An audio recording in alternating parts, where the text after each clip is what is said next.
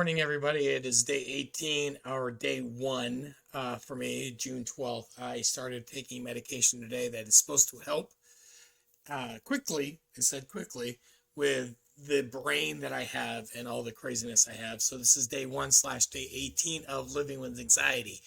Um, so I'm doing the day one part because I've never taken medication like this before. Um, I've always had a brain that kind of goes 4,000 miles an hour. And according to this new doctor, this pill will help control that. Don't know? We're going to find out. So last night, I did my podcast really late last night. I did it last night late because I had a long day where I was dealing with um, a lot of driving, a lot of stress, a lot of anxiety, a lot of things. My wife and I had an argument over nothing. She got home. We got it, not kissed and made up, but we made up. We figured it out. We talked. I also found out that my daughter can't come up in next week, which was kind of disappointing to me. And I kind of talked about what should I do. So every day I come on this platform and I kind of just talk about what's going on in my head and the things that I see and the things that stress me out and things that make things real. Make things real in the fact of make things that challenge me, stress me out, anger me, frustrate me. One is which the reflection on my glasses, but glasses in general. This is a sort of way my brain works. And some people go, well, you seem kind of manic, you seem kind of crazy, you seem kind of off, you seem kind of whatever. Other people have seen a progression slowly where they see that I'm changing slowly. And both are probably true. If you've never met me in person, you probably think I'm a little off. If you never met me in person, you probably think this might be a show. Some actual person commented to me that they think I'm faking all this. Cool, think that way. I'm not. It's really hard to fake this. I don't know how people do it if they do. If they do, you're great. I don't know how you do it. I can't do it. Anyway, getting back to the subject matter. Subject matter is this, okay? I live with anxiety. I live with stress. I live with, I guess, severe ADHD. And every day I wake up and I feel like there's a new challenge. Today's challenge is a couple of things. One, I got up, got the dogs going, went to our normal routine. I went to the county courthouse because something from 1994 is affecting some of my stuff for teaching. Went to the courthouse. They said, well, those records were destroyed. Why? There was an issue. Records are gone. I can't officially apply for a pardon. Why can't I apply for a pardon? Because I can't find the original documents. It's on a computer, but they can't find the original documents, which helps me get a pardon. So what do? I have to go in front of a judge to see if they decide to get rid of it. When can I see a judge? We'll let you know. So the balance of certain things I want to do in my life, I can't do because records were destroyed. I originally were told the records were fine, I'm all set, I'm good to go. But then I found out yesterday that, because the originals weren't found, they decided to pause letting them free until I see a judge. So now all of a sudden I have to see a judge. So they made me write a letter. Hey, why do you want to see a judge? I put down, hey, in 1994, I was homeless. I stole toothpaste, a toothbrush, and some soap. I got arrested. I paid a fine. I forgot all about it because, it was 31 years ago. It was March of 1994. I don't remember a lot other than I know my mother had made me leave because of the life I was living. She decided that my girlfriend, my life, everything I was doing was wrong. My girlfriend's family didn't exactly care for me much because them and my sister got into a little altercation. And my friends that I had, which were just one, he had moved away to Oklahoma with his mother because she decided to go back to college and, be an adult with an education. So Nate Shink, my best friend at the time and still he's family to me, he moved away to Oklahoma with his mother. Go to college. I had no place to live because I lived there my senior year. My wife, Lynn, was my girlfriend, Lynn, at the time. Her dad didn't exactly care for me much, so I didn't live there. My mother and that side of the family thought I was doing life wrong because I hadn't chosen them over others that I thought were, at the time, more important. So I wasn't welcome home. So I was sleeping on churches' doorsteps. Today's world, that's not, I'd hate to say it's normal, but no one blinks. We see homeless people. We hate it. I hate it. I physically, personally hate it. I worked in security at a store. If someone stole a toothbrush, toothpaste, and soap, you know what I'd say, hey, yo, listen, I'll buy you the stuff. Just go. 1994, Hannaford / Shop and Save. I stole it. I admitted it. I said, hey, I need stuff. I think I got deodorant too. I think it was like $13 I stole. It was a $100 fine. Never thought of it. Go through some stuff yesterday. I went to the VA. Then I went to the Board of Education for the state of Maine trying to get some stuff figured out. And like, well, you know, you have this thing from 1994. I'm like, what thing? Well, you stole from Hannaford. I'm like, or Shop and Save. I'm like, so I started thinking back and I realized I did. I was from February of 94 till about June. I was homeless. Now, April, my wife and I broke up. Stopped seeing each other till end of June. And from March until June, when we got back together, and even April when we were together before that, I was bouncing around everywhere. I was sleeping on wherever I could find it. My most prominent place was this little church at the corner of Old Post Road and Route 1 in Kennebunk / Arundel. And no one, the people lived next door. They just didn't care. They just let me be. But I would walk to Hannaford and Bid Road. It's like a 2-mile walk. And I probably took food from there too. I'll admit it. I was hungry. There wasn't homeless system set up like it is today. It was a whole different world. It was set up to where if you're homeless, there's something wrong with you. Now it's, we have homeless facilities down the street from my house. We have homeless everywhere. We have people who aren't homeless who pretend to be homeless to get money. I worked with homeless veterans, and I think that's also near and dear to my heart because of what I experienced. But here's the point. The system we live in is so broken. The woman at the courthouse said, well, if it was a marijuana charge, she could just sign a piece of paper and go away. But because I was homeless and I stole a toothbrush, I have to go in front of a judge. Now, I'm not against marijuana. I'm not a big fan of marijuana. I don't do that stuff. I don't get how that's okay. I'm not going to tell people how to live their life, okay? It's legal. State of Maine says it's legal. Good to go. You do you, boo. But going to a courthouse, hearing the DA woman tell me that if it was a marijuana charge, she could just get it to go away with a swipe of a pen. But because I stole a toothbrush, toothpaste, deodorant, I think one other thing, but I can't remember what it was, soap. I have to go in front of a judge, and hopefully the next 2 to 3 weeks. And they'll expunge it if the judge deems me rehabilitated. Now, it's been 31 years. In that 31 years, I have joined the service. I have gone to other countries. I have fought for freedom. I have been a foster parent to many, many children. I've had other children who just kind of show up and stay. I've had a teaching gig or two, which is making difficult in the state of Maine now all of a sudden because of this. But New Hampshire I taught, Maine I've taught. I have volunteered and worked in churches. I have helped out companies and people through the pandemic. I have given time to homeless shelters. I worked with homeless veterans. I worked at soup kitchens. I've done so many things for positive. Now, have I done negative? Absolutely. I will admit it firsthand. I've done some really bad things. And I'm not proud of any of them. The thing from 1994 and 95 that are on my record. 95 is never going to go away. That's a whole different issue. But 94 could go away. And it just, to me, it seems stupid. It seems stupid because really, that's what we're judging it on.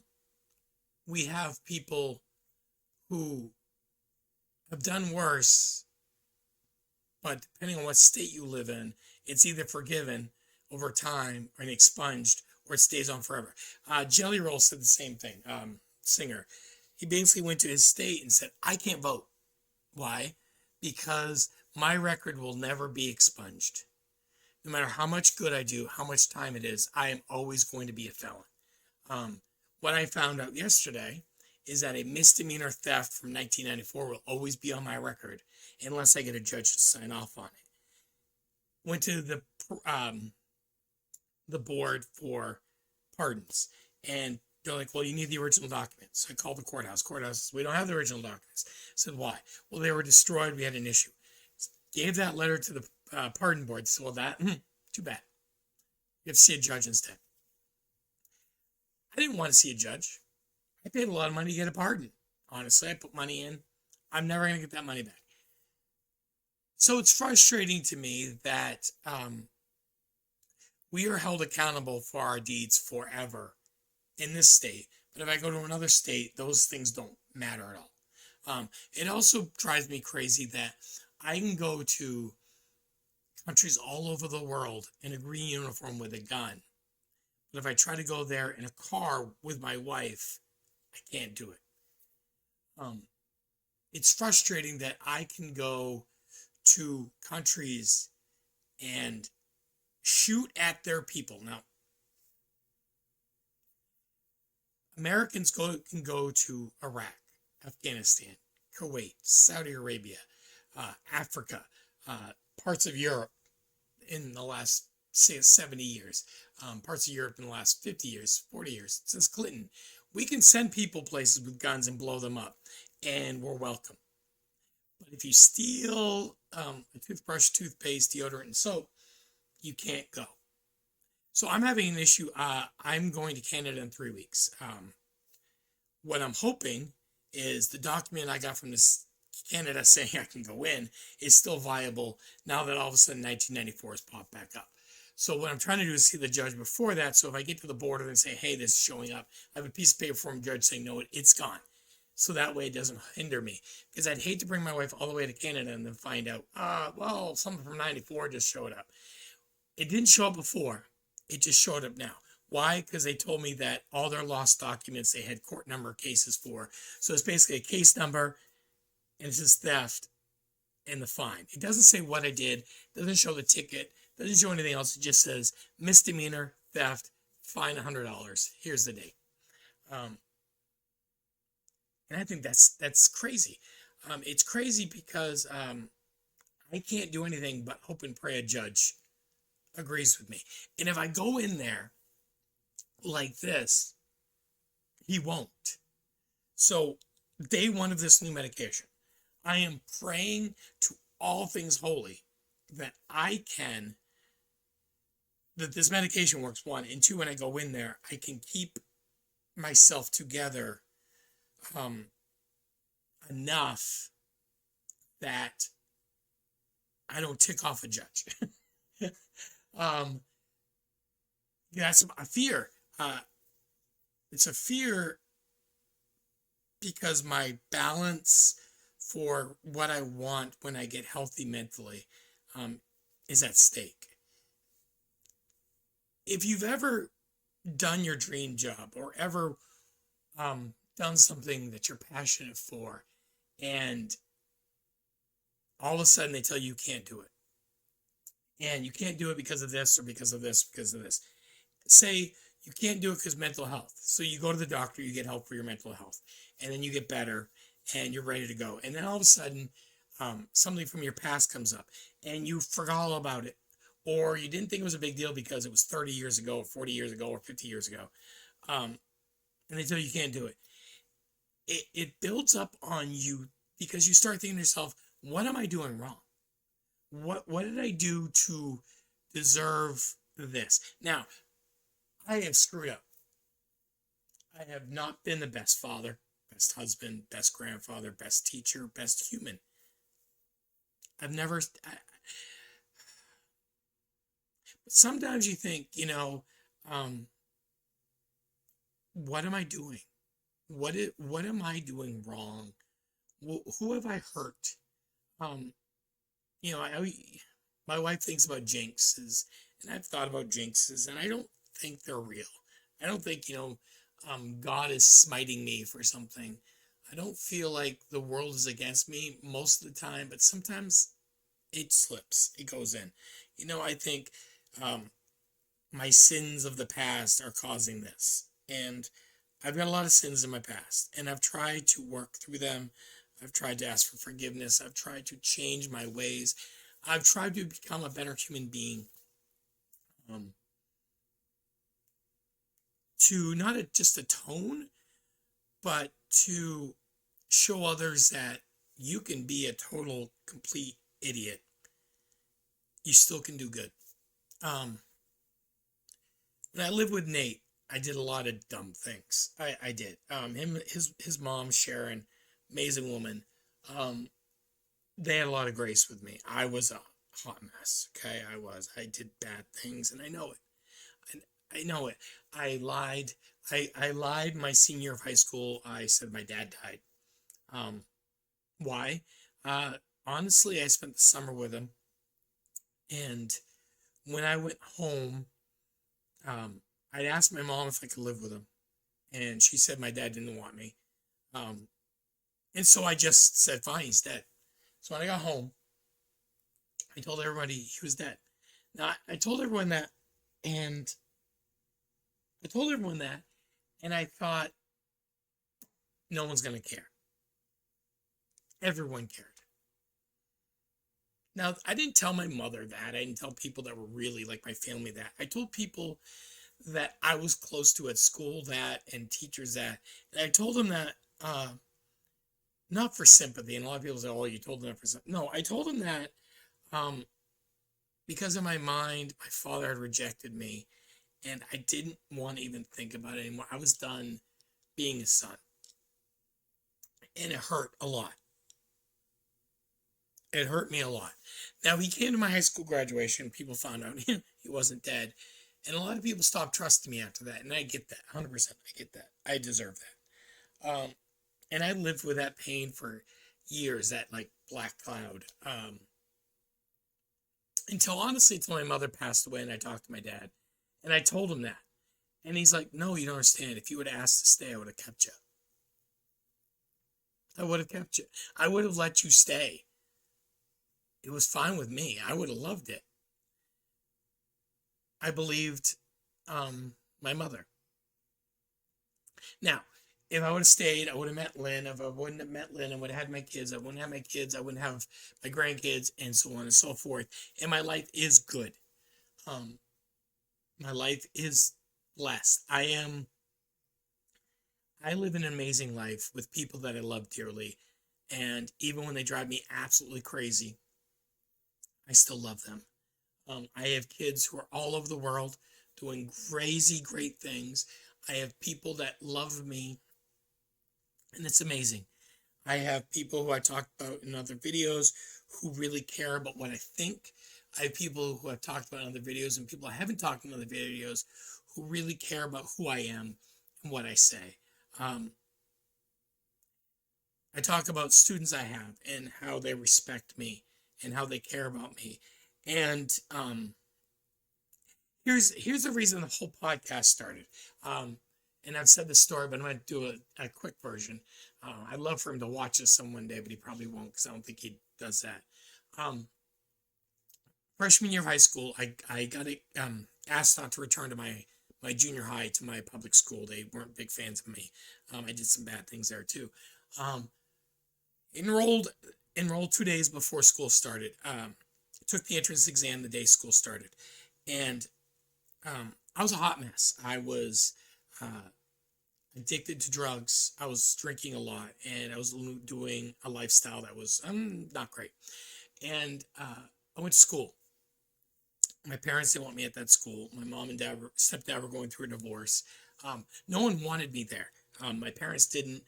A lot of the people who went to the school after like 2 days didn't. But I had to go. Literally, God told me to. You don't have to believe in it. I do. Doesn't matter what you believe. It's what I believe, right? I had some really strong teachers, and they struggled with me. My fault mostly. Okay, I'm not going to lie. We had Mrs. Harriman, who was English. We had Mr. Moorhead, who was science, and then we had Mr. Ingracia, who was math and history. Those were our basics. Mr. Fournier for French, but that was later on. Mr. Anasico took over for a little bit too. And English, again, further down the line. Miss Harriman, Mr. Moorhead, I drove them absolutely crazy. I drove them crazy because I hated English. Not a big fan. Still isn't. I'm still not. Um, I think the written word um, is played with too much. Books are edited and tweaked and fixed to sell, not to give the point of what the author is actually saying. I think we need to sometimes we need to read the OG manuscript instead of the edited, but that's just my opinion. Not a popular opinion with English majors, but that's my opinion. Science at the time, I believed most of what he was teaching me was hooey. I believe that science as a whole is a weird concept that we try to understand things we can't understand. And so we put words to it that make us sound smart. Like we put ology at the end of it, and all of a sudden we're scientists. I don't think that way. Sorry. Here's the thing. My history/math teacher, David Ingracia, he wasn't a teacher. He was a pastor who was teaching. Okay.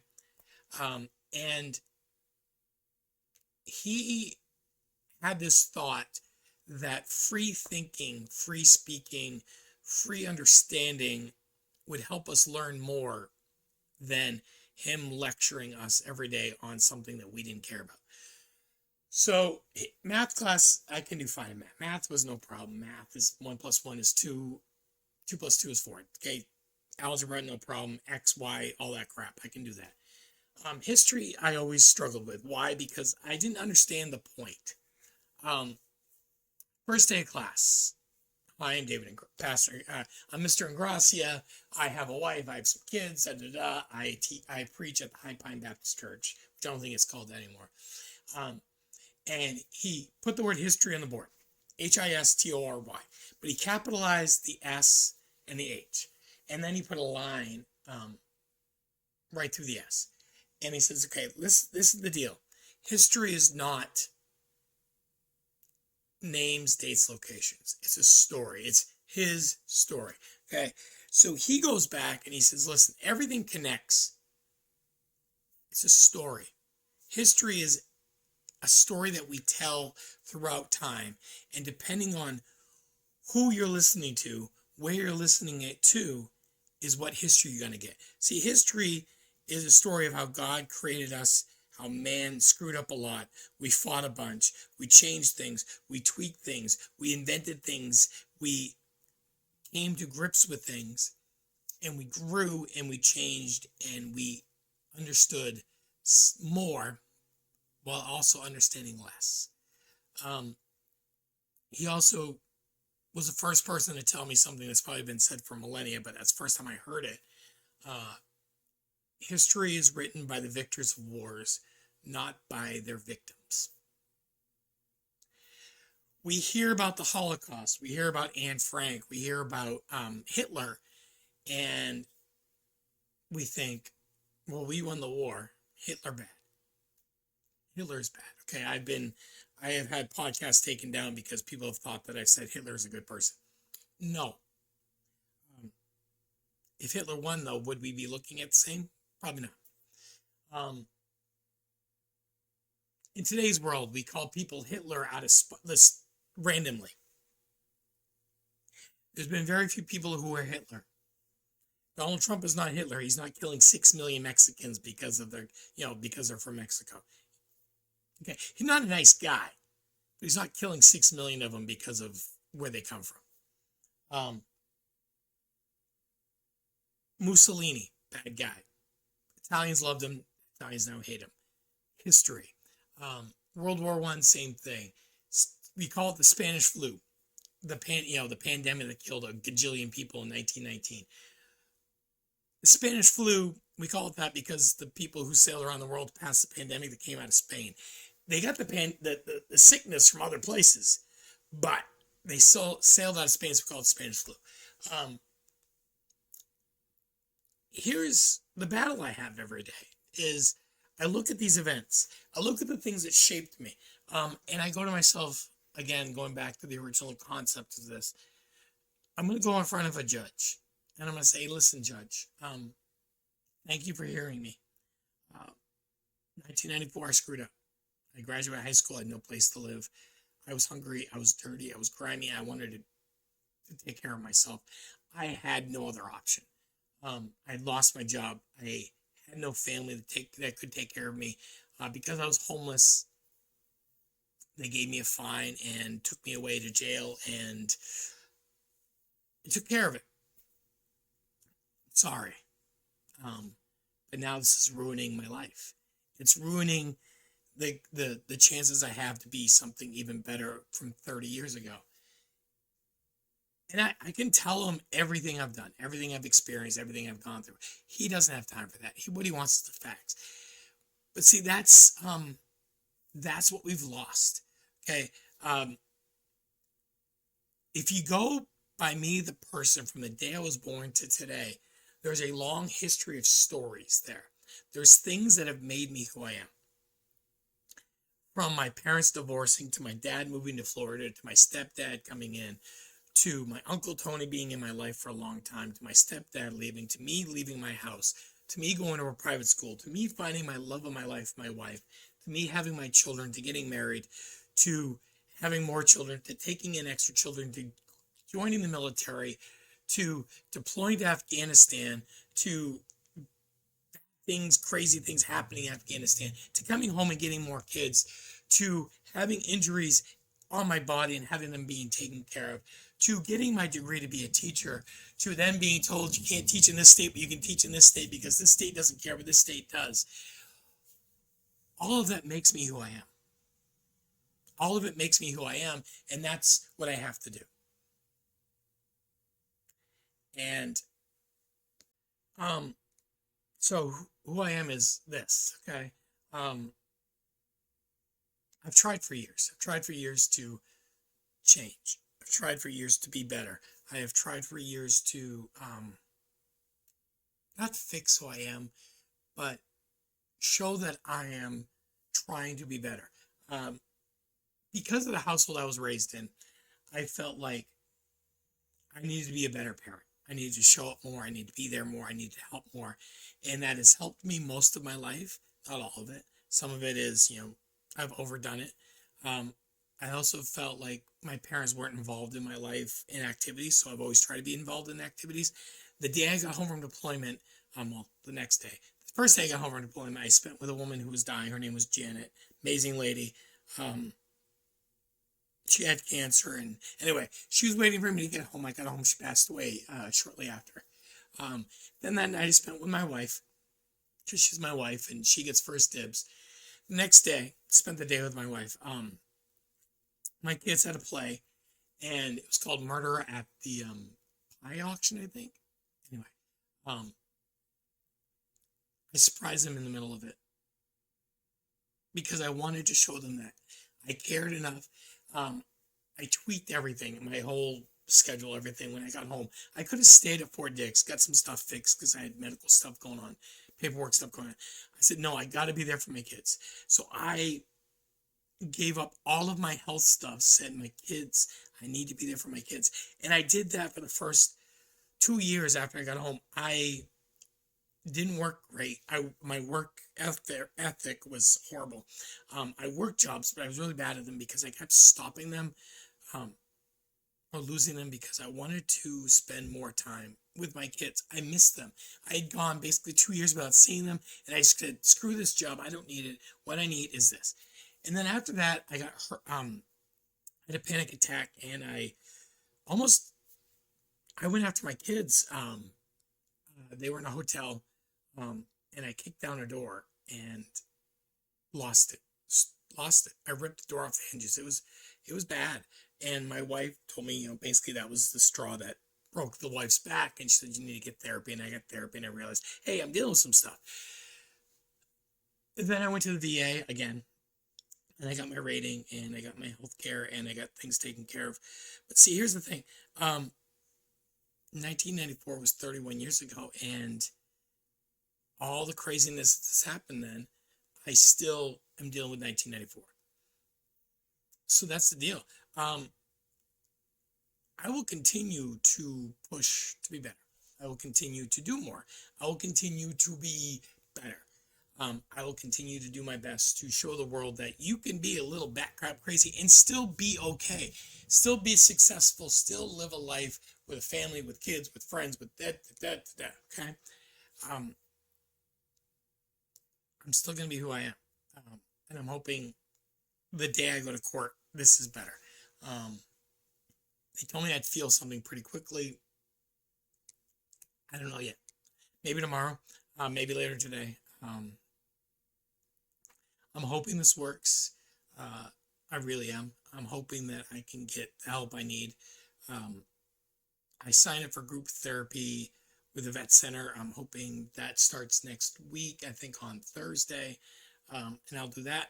I was going to do Springvale, but I guess their building has got issues, so I'm going to Portland. And that's the point of this podcast / video series / whatever.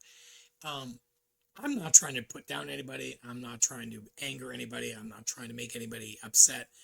What I'm trying to do is I have problems in my brain. I talk them out. I figure it out. I figure out what works. Other people suggest me what works. And I've upset people, and I absolutely get it. I can't change what I say. I can't say, hey, rewind and erase. It doesn't work that way. But I will continue to strive to be better.